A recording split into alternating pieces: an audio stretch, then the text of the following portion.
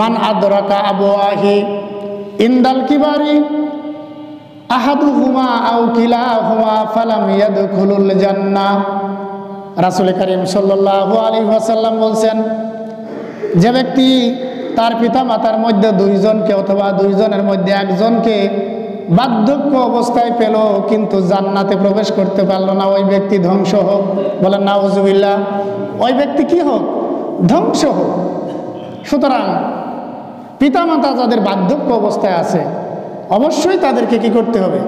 খেদমত করে জান্নাত হাসিল করে নিতে হবে। দেখেন, পিতামাতার প্রতি সন্তানের অনেক হক রয়েছে, অনেক হক রয়েছে। আবার সন্তানের প্রতিও পিতামাতার হক আছে না নাই? আছে না নাই? অবশ্যই আছে। আপনি যদি এই হকগুলো যদি যথাযথভাবে যদি পালন না করেন তাহলে সেক্ষেত্রে অবশ্যই ওই সন্তান আপনার কি আসবে না? কোনো উপকারে আসবে না, কোনো উপকারে আসবে না। কিয়ামতের মাঠে ওই সন্তান নাজাতের মাধ্যম হবে না। পিতামাতার প্রতি যেমন সন্তানের হক রয়েছে, সন্তানের প্রতিও পিতামাতার হক রয়েছে। সন্তানের অনেক হক রয়েছে। রাসূল করিম সাল্লাল্লাহু আলাইহি ওয়াসাল্লাম বললেন, মা মিন ওয়ালাদিন বাররি ইয়ানজুরু ইলা ওয়ালিদাইহি নাজরাতা রাহমাতিন। যদি কোনো সন্তান যদি তার পিতামাতার দিকে অনুগ্রহের নজরে যদি একবার তার পিতামাতার দিকে তাকায়, রাসূল করিম সাল্লাল্লাহু আলাইহি ওয়াসাল্লাম বলছেন, ইল্লা কাতাবাল্লাহু লাহু নাজরাতান হাজ্জাতান মাবরুরা। রাসূল করিম সাল্লাল্লাহু আলাইহি ওয়াসাল্লাম বললেন, ওই সন্তানের আমল নামায় আল্লাহ রাব্বুল আলামিন একটা কবুল হজের সওয়াব লিখে দেন। সুবহানাল্লাহ। কি লিখে দেন? একটা কবুল হজের সওয়াব আল্লাহ তাআলা ওই সন্তানের আমল নামায় লিখে দেন। যখন এই হাদিসটা সাহাবীগণ শুনল, এরপর সাহাবীগণ রাসূল করিম সাল্লাল্লাহু আলাইহি ওয়াসাল্লামের কাছে প্রশ্ন করলেন, ইয়া রাসূলুল্লাহ, ইয়া হাবিবাল্লাহ, আমি যদি আমার পিতামাতার দিকে দিনের ভিতরে যদি 100 বার যদি দৃষ্টিপাত করি, রহমতের দৃষ্টিপাত করি, তাহলে কি আল্লাহ রব্বুল আলামিন আমার আমল নামায় 100টা কবুল হজের সওয়াবকে আল্লাহ তাআলা দিবেন নাকি? ইয়া রাসূলুল্লাহ, ইয়া হাবিবাল্লাহ। রাসূল করিম সাল্লাল্লাহু আলাইহি ওয়াসাল্লাম বললেন, হে আমার সাহাবী, তুমি শোনো, তুমি যদি তোমার পিতামাতার দিকে যদি দিনের ভিতরে 100 বার যদি রহমতের দৃষ্টি দাও, হে সাহাবী তুমি শোনো, আল্লাহ রব্বুল আলামিন তোমার আমল নামায় 100টা কবুল হজের সওয়াব দান করবেন। সুবহানাল্লাহ। কারণ আমার আল্লাহ অতি মহান, আমার আল্লাহ অতি পবিত্র। কি বললেন? আমার আল্লাহ অতি মহান, আমার আল্লাহ অতি পবিত্র। তুমি যদি 100 বার তোমার পিতামাতার দিকে রহমতের দৃষ্টি দাও, 100 বার তোমার আমল নামায় কি করা হবে? কবুল হজের সওয়াব দেওয়া হবে। সুবহানাল্লাহি ওয়া বিহামদিহি। বর্তমান সময় হজ করতে কত টাকা লাগে বলেন তো? কত টাকা লাগে? 5 থেকে 6 লাখ টাকা। কিছুদিন আগে 7 লাখ ছিল, শুনলাম কমাইছে কিনা জানি না, তা 7 লাখই ধরেন। 7 লাখ টাকা দিয়ে হজ করে আসবেন, এই গ্যারান্টি কি আপনি বাংলাদেশে এসে দিতে পারবেন যে আপনার হজ কবুল হয়েছে? দিতে পারবেন? এর ভিতরে কেউ দিতে পারবেন? 1 নম্বর তো ইনকাম হালাল হতে হবে, পাশাপাশি হজটাও সঠিকভাবে কি আদায় করা লাগবে, তারপরে তো হজের সওয়াব পাবে। আর যদি কোনো সন্তান তার পিতামাতার দিকে যদি রহমতের দৃষ্টিতে, অনুগ্রহের দৃষ্টিতে একবার দৃষ্টি দেয়, তাহলে একটা কবুল হজের সওয়াব লেখা হয়। সুবহানাল্লাহ। যদি 100 বার দেয়, 100টা কবুল হজের সওয়াব আল্লাহ তাআলা দান করেন। সুবহানাল্লাহ। সুতরাং সন্তান রহমত এবং অনুগ্রহের দৃষ্টিতে তাকাতে হবে, কিন্তু সন্তান তাকায় রাগের দৃষ্টিতে, ঠিক কিনা? বৃদ্ধ পিতা বারান্দায় বসে আছে, কাজ কাম করতে পারে না, বসে পড়ে বলে, বাবা এটা কর ওইটা কর। আর ছেলে কয় কি, খায় কাম নেই না, কাজ কাম তো পারো না, খালি বসে পড়ে খালি গাবাও। এটা করা যাবে না। কারণ আল্লাহ রাব্বুল আলামিন বলছেন, ওয়াকাদা রাব্বুকা আল্লা তা'বুদু ইল্লা ইয়্যাহু ওয়া বিল ওয়ালিদাইনি ইহসানা। আল্লাহ রাব্বুল আলামিন তোমাকে আদেশ করতেছেন, আল্লাহ ছাড়া আর কারো ইবাদত করবা না, পিতা মাতার খেদমত করবা। কার খেদমত? পিতা মাতার খেদমত করবা। ইম্মা ইয়াবলুগান্না ইনদাকাল কিবারা আহাদুহুমা আও কিলা তাকুল লাহুমা উফফি ওয়া লা তানহারহুমা ওয়া কুল লাহুমা কাওলান কারীমা। যখন তোমাদের কারো আয়ত্ত তোমাদের পিতামাতার মধ্যে দুইজন অথবা দুইজনের মধ্যে একজন যদি বার্ধক্যে উপনীত হয়, বৃদ্ধ হয়ে যায়, বলে যে তুমি তাদের সাথে ধমক দিয়ে কথা বলবে না, উফ শব্দ ব্যবহার করবে না। বলে যে ফালা তাকুল লাহুমা উফফি ওয়া লা তানহারহুমা ওয়া কুল লাহুমা কাওলান কারীমা। বরং তুমি তাদের সাথে অত্যন্ত সন্তোষজনক ভাষায় সুন্দরভাবে তুমি তাদের সাথে কথা বলবে। সুবহানাল্লাহ, সুন্দরভাবে কথা বলবে। কিন্তু বলে না, রাসূল কারীম সাল্লাল্লাহু আলাইহি ওয়াসাল্লাম বলছেন 3 প্রকারের লোক জান্নাতে প্রবেশ করবে না। লা ইয়াদখুলুল জান্নাতা মান্নানুন ওয়ালা আকুন ওয়ালা মুদমিনু খামার। রাসূল কারীম সাল্লাল্লাহু আলাইহি ওয়াসাল্লাম বলছেন 3 শ্রেণীর মানুষ জান্নাতে প্রবেশ করবে না। তার মধ্যে প্রথম নাম্বার হলো হুয়া মান্নানুন, যারা উপকার করে মানুষকে খুঁটা দেয়। উপকার করে কি করে? এরকম আছে না নাই? উপকার করে খুঁটা দেয়, তোর আমি এই করছি, তুই আমার সাথে এরকম করলি, অথবা আমি কিন্তু ভুলে যাস নি, আমি কিন্তু তোকে এই দিছিলাম, এই করছিলাম, সেই দুর্দিনের কথা ভুলে যাস না। এরকম সামনাসামনি মানুষের ভিতরে বলে ফেলে কি ফেলে না? বলে দেবো আমার নাম ওয়া আকুন, পিতা মাতার অবাধ্য সন্তান, ওয়ালা মুদমিন ওয়া মুদমিনু খামার, এবং মদ পানকারী। এই 3 প্রকারের মানুষ জান্নাতে প্রবেশ করবে না। কি করবে না বলেন? জান্নাতে প্রবেশ করবে না। এই 3 শ্রেণীর মানুষ জান্নাতে প্রবেশ করবে না। প্রথম নম্বর উপকার করে খুঁটা দানকারী, দ্বিতীয় নম্বর অবাধ্য সন্তান, তৃতীয় নম্বর হলো মদ পানকারী, নেশাগ্রস্ত। সুতরাং পিতামাতার অবাধ্য সন্তান হওয়া যাবে না। পিতামাতা যত খারাপ হোক না কেন তার কথা আপনাকে শুনতে হবে। সহিহ বুখারী শরীফের মধ্যে একটা ঘটনা আসছে। রাসূল কারীম সাল্লাল্লাহু আলাইহি ওয়াসাল্লাম বলেন, অনেক আগের ঘটনা, বলে যে এক জামানায় একজন দরবেশ ছিল। সে একজন আবেদ ছিল। সে তার ভিতরে কোনো এলেম কালাম ছিল না। কি ছিল না বলেন? কোনো এলেম ছিল না, কিন্তু সে আল্লাহ তাআলার বড় একজন আবেদ ছিল। সব সময় আল্লাহ তাআলার ইবাদত করত। তার সম্প্রদায়ের লোক তাকে ভীষণ ভালোবাসত। বলে যে এরকম একটা আবেদের কথা তোমাদের সামনে আজকে তুলে ধরবো। হে আমার সাহাবীরা, তোমরা শোনো। সে আবেদ হওয়ার পরেও সে মায়ের বদদুয়ার কারণে সে ভীষণ পরীক্ষার সম্মুখীন সে হয়েছিল। কোন সেই ব্যক্তি? বললেন যে জুরাইজ নাম করে একজন আল্লাহ তাআলার একজন আবেদ বান্দা ছিল। সে সবসময় আল্লাহ তাআলার ইবাদত করত। তার সম্প্রদায়ের লোকেরা তাকে ভালোবেসে তার জন্য একটা ইবাদতখানা তৈরি করে দিয়েছিল। কি তৈরি করে দিয়েছিল? একটা ইবাদতখানা তৈরি করেছিল জুরাইজের জন্য। তার সম্প্রদায়ের লোকেরা আছেন আপনাদের সমাজে, যদি ভালো একজন লোক থাকে, হুজুর থাকে, তাকে সবাই খুব মহব্বত করে। মৌসুমের পাকা পাকা ফল তাকে আগে না খাওয়ায় নিজেরা খায় না। এক সময় ছিল, এখন তো এগুলো করে না। আছে না নাই? এখন এইভাবে করে না যে প্রথম পাকা আমটা হুজুরকে না দিয়ে নিজেরা খায় না, প্রথম মুরগির ডিমটা হুজুরকে না দিয়ে খায় না। বলা যায় তার সম্প্রদায়ের লোকেরা জুরাইজকে গাছের প্রথম পাকা আমটা দিত, মুরগির ডিমটা সর্বপ্রথম জুরাইজকে না দিয়ে তারা খেত না। তারা জুরাইজকে অত্যন্ত মহব্বত করতে ভালোবাসত। তারা জুরাইজের জন্য সুন্দর করে একটা ইবাদতখানা তৈরি করে দিল একদিন।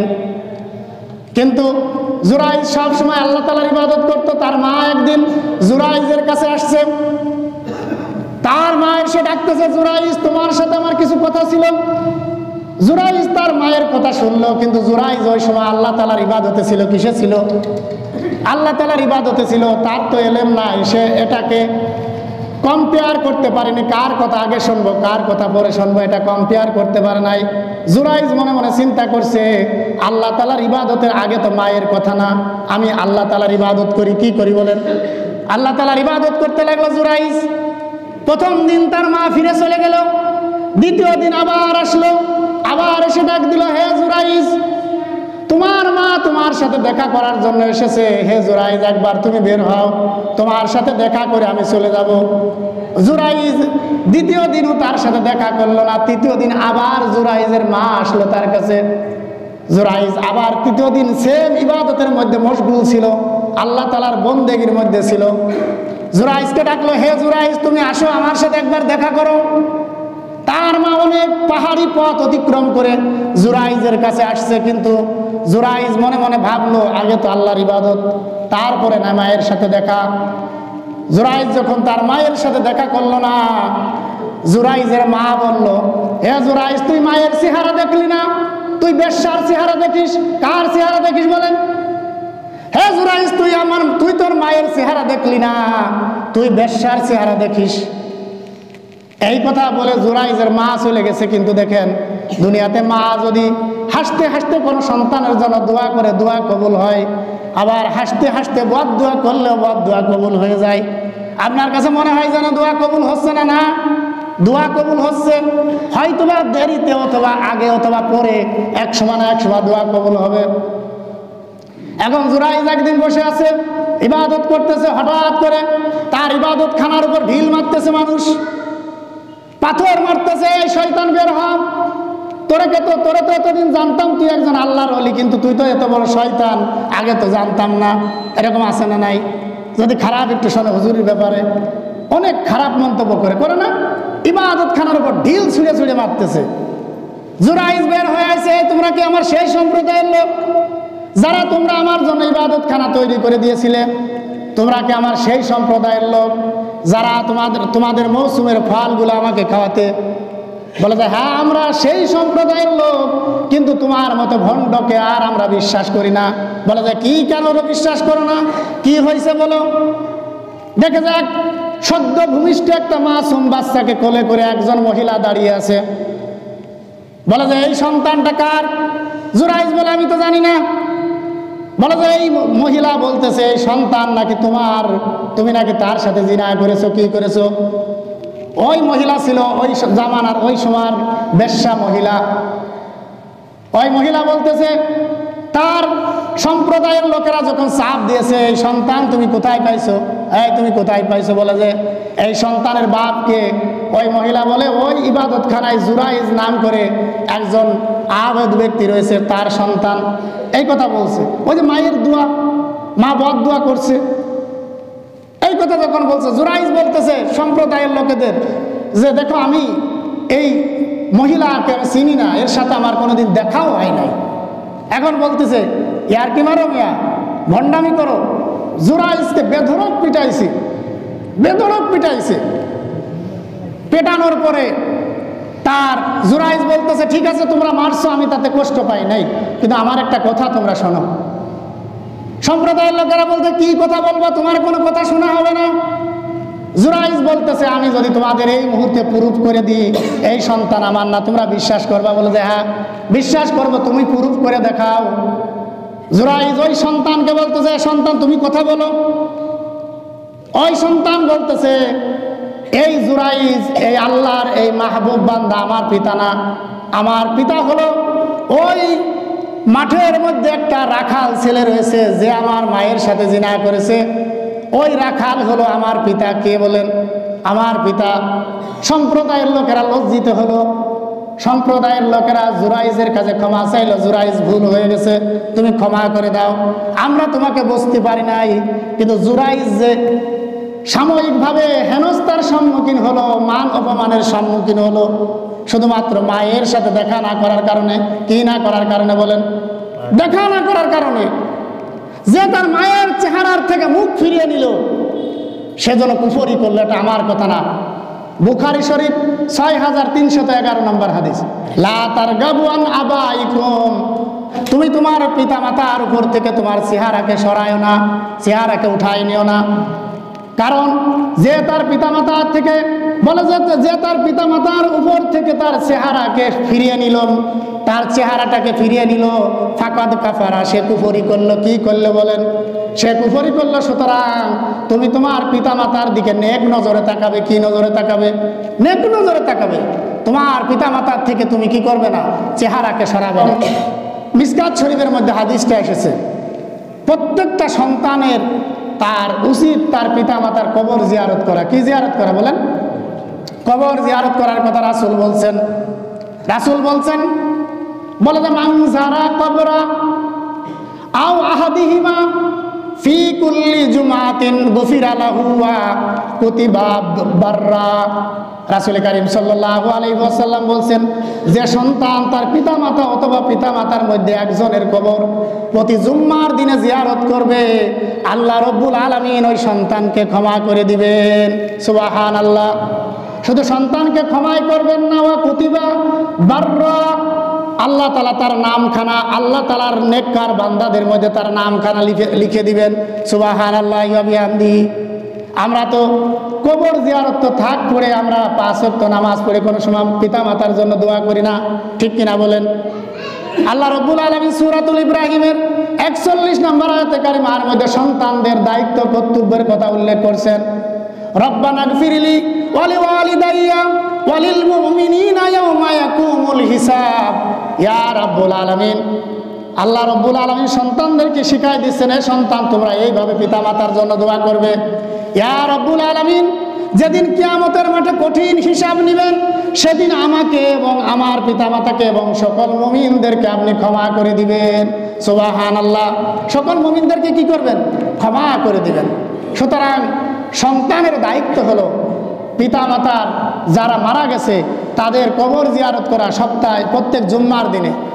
এই কবর জিয়ারতটা কেন করবেন? শুধু পিতামাতার লাভের জন্য না, নিজের লাভের জন্য। কার লাভের জন্য?